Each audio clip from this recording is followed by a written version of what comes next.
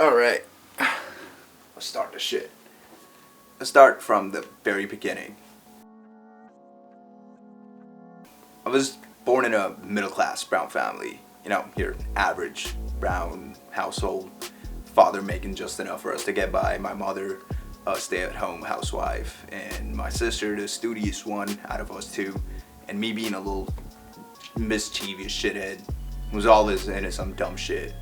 You know, bad at school, just sort of good at sports, and had friends but kind of preferred being by himself.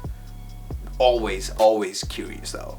I've been into art since as long as I can remember, as much that all my homies always saw me doing something with it when I would grow up.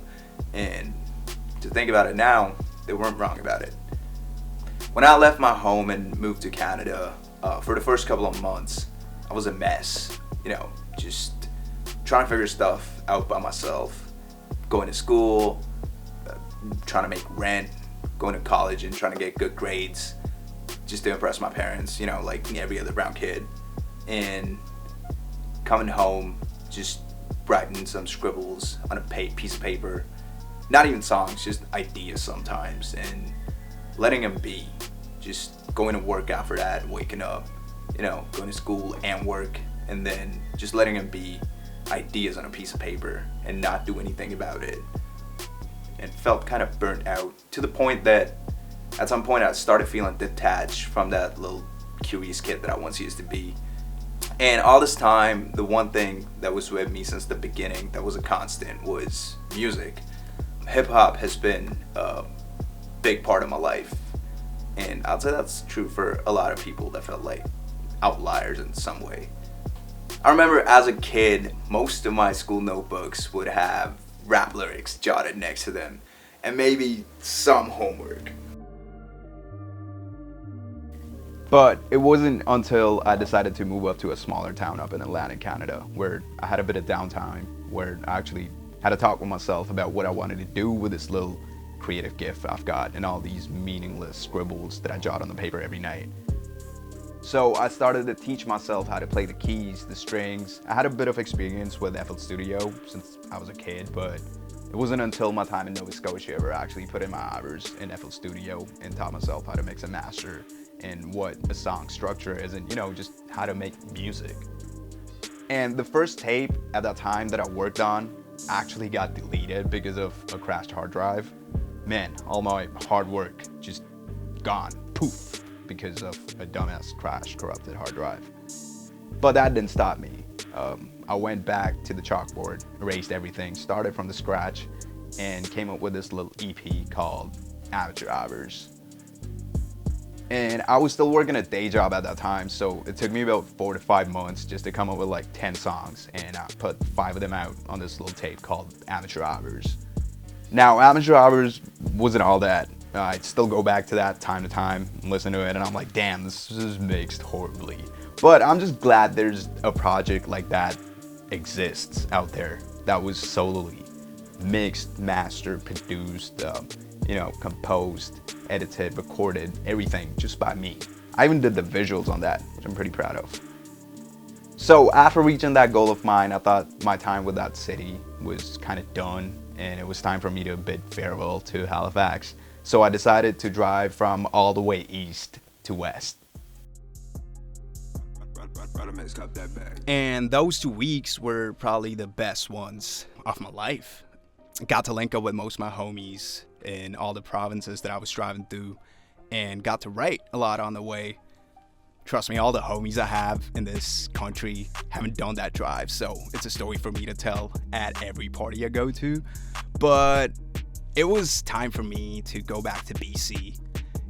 Before I could do that, I started feeling a little homesick, so I decided to take a trip back to my hometown, Chandigarh, which is where I got the inspiration for my next mixtape, Outa Billion.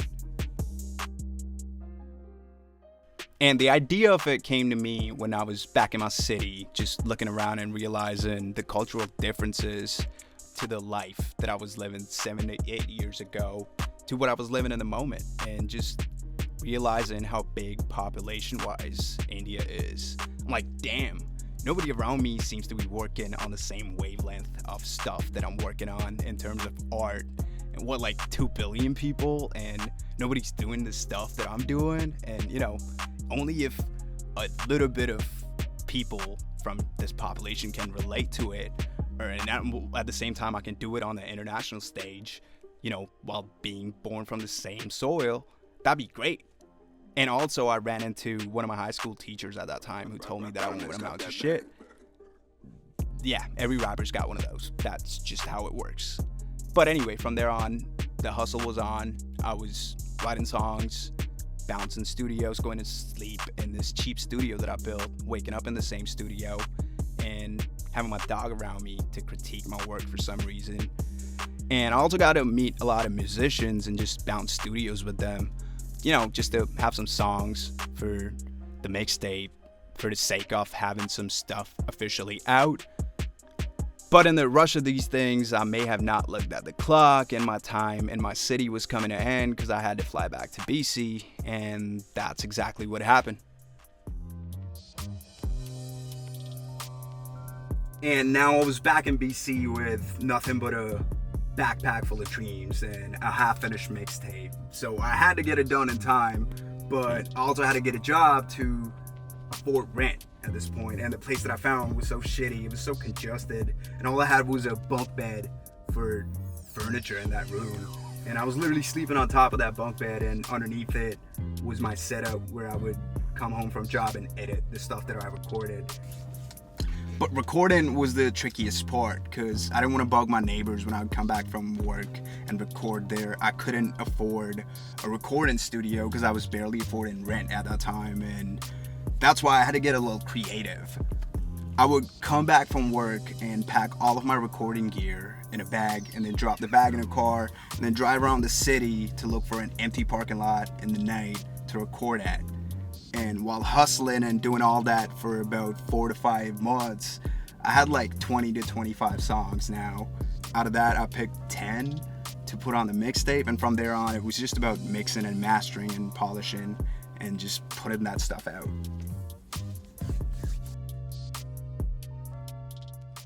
Good, Pat, if you have some more to focus press, don't panic, you have it. Just try to understand it. You ain't planted on this planet just to grow up and vanish. Gotta take advantage and stop taking shit for granted. So damn it, yes, I'm blessed.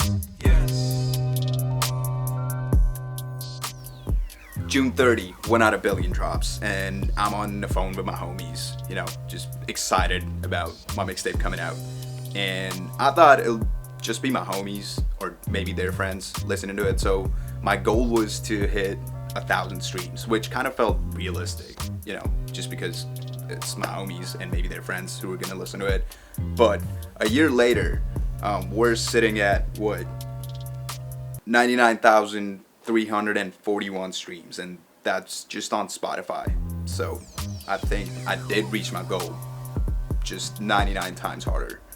And also just thinking, like, it was my friends and their friends listening to it, I thought, like, it'll be from the places that I've been to or I know people from. But the next thing I know, the music that I made in my bedroom or in my car was getting played in United States, Netherlands, Bulgaria, Germany, France, United Kingdom, Philippines, South Africa, Italy, Brazil. Just can't fathom that. It's crazy to me. And the journey was amazing. Stressful, but amazing. I met a lot of like-minded people along the way who helped me reach new audiences and my goal. We ended up performing here in Vancouver together. I, along the way, found my love for performing, just raging on the stage with a mic in my hand.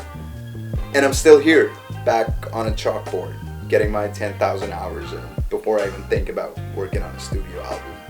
But I'm glad to finally close this chapter of Outa Billion on this note. All the shit that I went through into putting this mixtape together. All the ups and the downs, so many downs. If I had to do it again, I wouldn't change a thing. Hell yeah, I'd do it again. Because this is all I got. The only thing that I've ever been good at in my life is music. And I love making music. And I hope to keep doing it till my last breath. Let's just say, it's out in your head, kid. Out in your head, kid. It's out in your head. Fucking go! You need to step out of it. Come on! It's couple motherfuckers causing ruckus. Couple motherfuckers trying to cause some ruckus, yes.